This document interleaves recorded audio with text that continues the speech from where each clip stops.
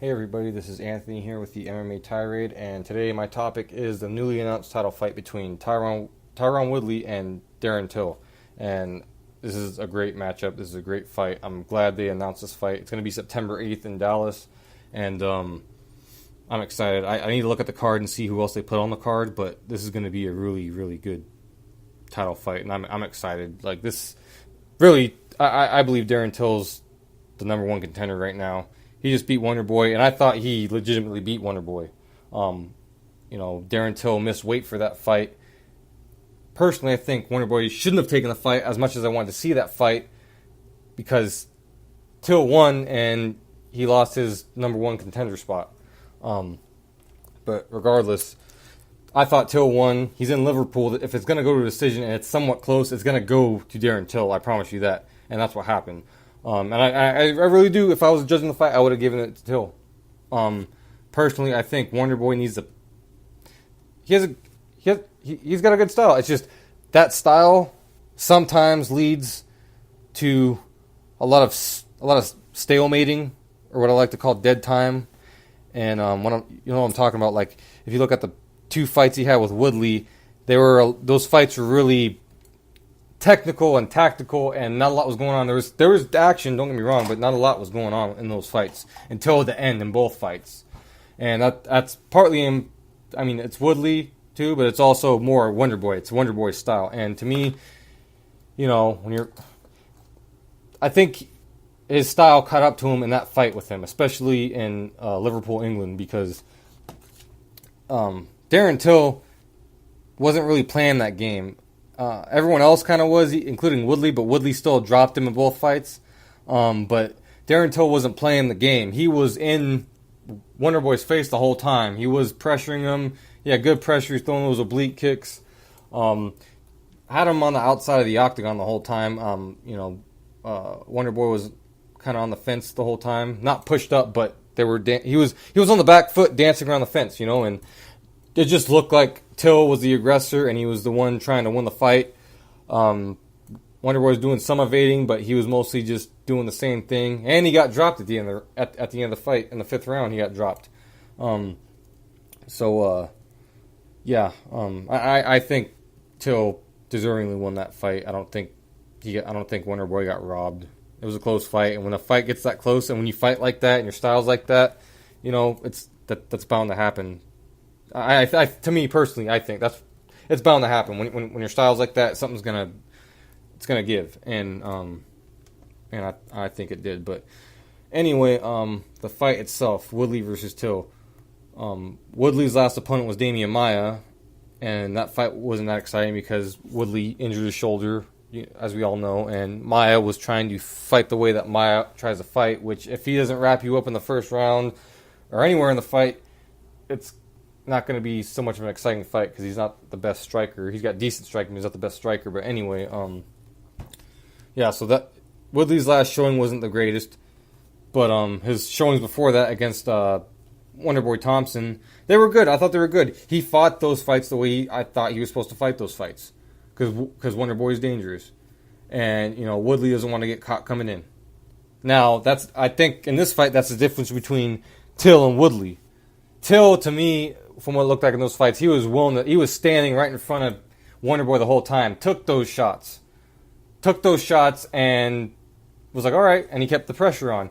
And when Wonderboy would lunge in with those shots, usually people get cracked or caught, and they fly back, or they run back, or they're trying to circle out and get out and evade. But Till was like a brick wall, and you could see it. To me, I could see it on Wonderboy's face, like, oh, this dude's not going anywhere. He, like most people, are shitting their pants when I crack them like that, and they go back, but he's not, and that's what I saw, and that's what I thought during the fight. So when it comes to Woodley versus Till, I think that's the difference between them with how they handle that type of unpredictable, weird, funky style.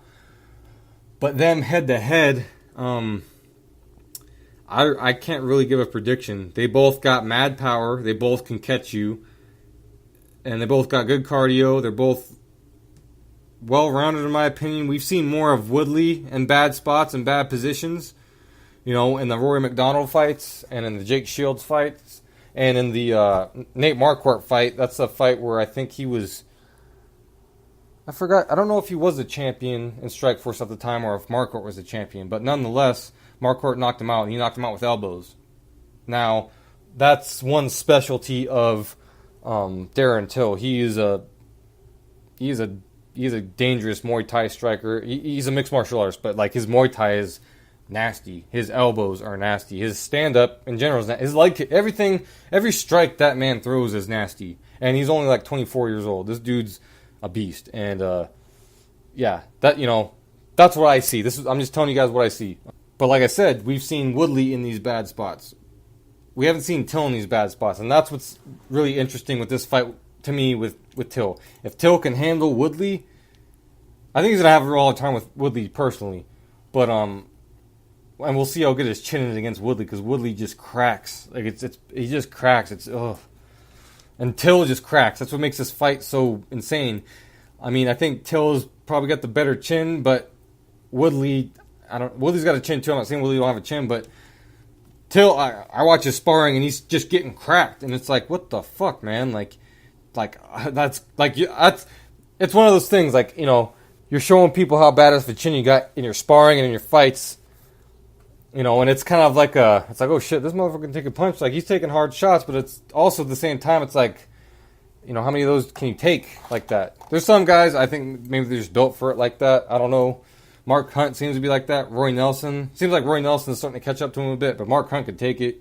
He's still been knocked out and stuff, but there's some shots he takes. I'm like, I don't know how the fuck he's doing it, but anyway, as far as that goes, as far as their skill sets, they're both pretty well rounded, but we'll see what level Tills is at this level, because Woodley's been through the ringer. He's been through all these hard fights. He's been through the losses. He's been through the hard fights. He's a seasoned champion. He knocked out Robbie Lawler. I mean, he used to train with the dude. He used to be friends with the guy. Robbie Lawler, from what I hear from Woodley, according to Woodley, Robbie Lawler got Woodley into MMA. Like, Woodley was asking him for advice getting in and all this stuff. And from what I heard from Woodley, this is coming from Woodley. There's interviews of this. And from what I hear, Lawler kind of like took him with open arms, helped him out, whatever. And, but yeah, he knocked out Robbie Lawler to get the belt. And they used to train together at ATT, whatever. But nonetheless, Tyron Woodley, he's proven he's been through the top of the top, time and time again. But here's the thing. There's so many up-and-comers now, and it's like you never know when the guard is changing. You never know when the next wave of fighters is coming in. It looks like the next wave of fighters is coming in. I mean, my last podcast about Anthony Smith, I mean, he knocked out 2 UFC light heavyweight champion legends. They're going to go in the Hall of Fame. They're going to be legends of the sport. He took both of them out in less than a month. That's crazy. In a month, let's say a month. It was about a month, whatever. Anyway, these new wave of fighters, it's insane. And Till is one of those new waves of fighters. He's young too.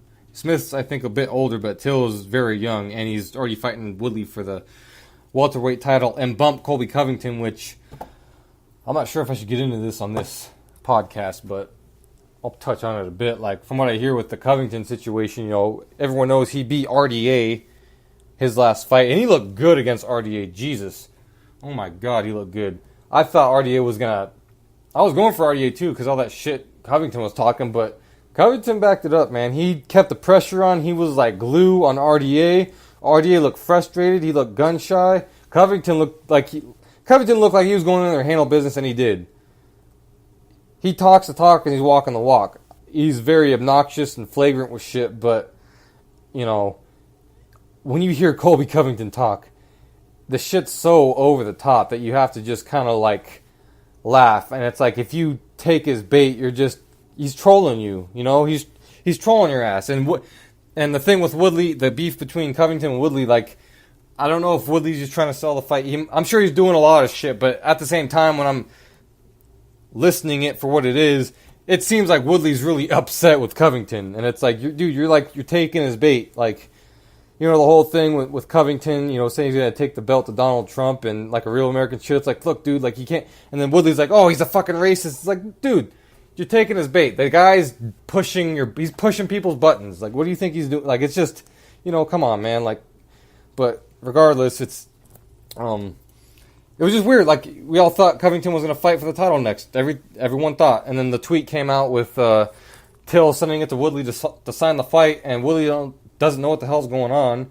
And he is talking all this shit on social media saying, you know, the welterweight contenders need to get their ass whippings lined up better. Something like that. You can read the tweet, but, you know, the reason why Covington's out of the fight, from what I heard, is that the reality of the situation, everyone's saying he's got a sinus infection, but from what I heard, he didn't want to take the fight.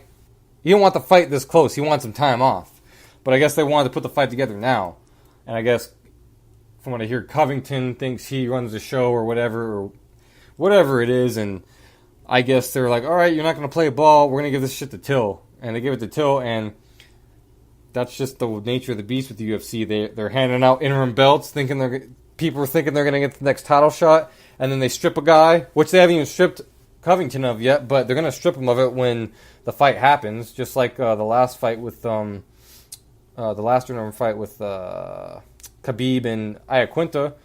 You know, Tony Ferguson was the interim champ. The winner of that fight was going to be the undisputed champ. But Ferguson fucked up his leg, and they stripped him and just made Khabib the champ, pretty much. Or the winner of that fight the champ. I forgot how they did it, but they did. It was, regardless of how they did it like that. And it's like, come on now. They're just, and it's really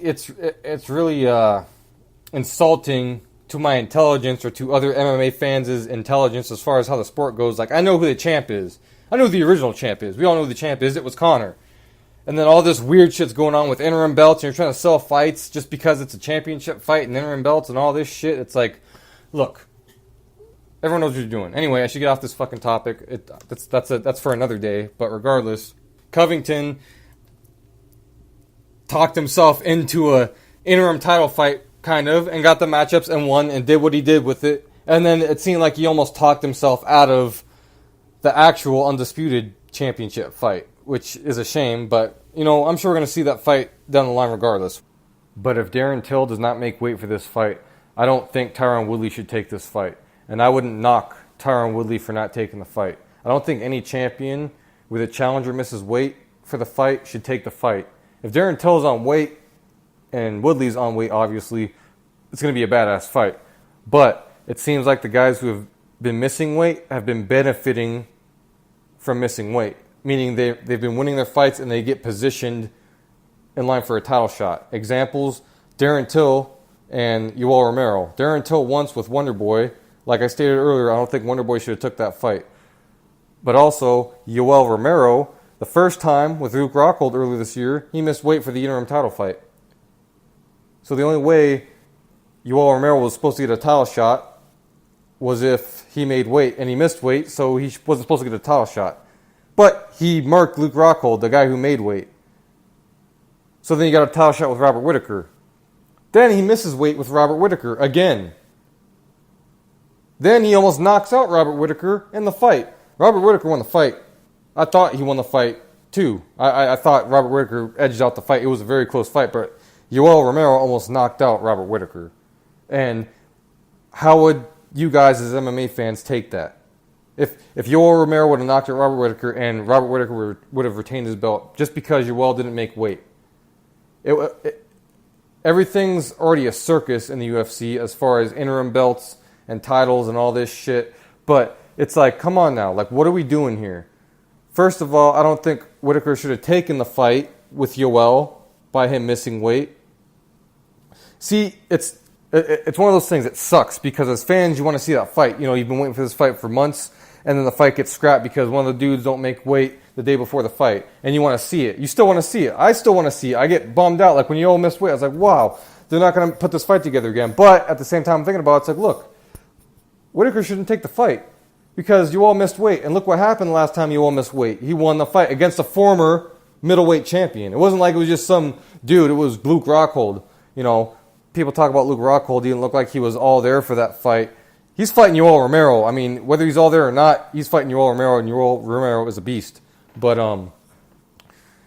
yeah, I don't think Robert Whittaker should have taken that fight. And if Whittaker would have lost that fight, it would have just confused people even more. Not really, but it still would have confused people. I got to explain to my girlfriend, yeah, so, you know, even though you saw Robert Whittaker get knocked out, he's still the champion. And it's like, what? Yeah, he's still the champ because this dude didn't make weight.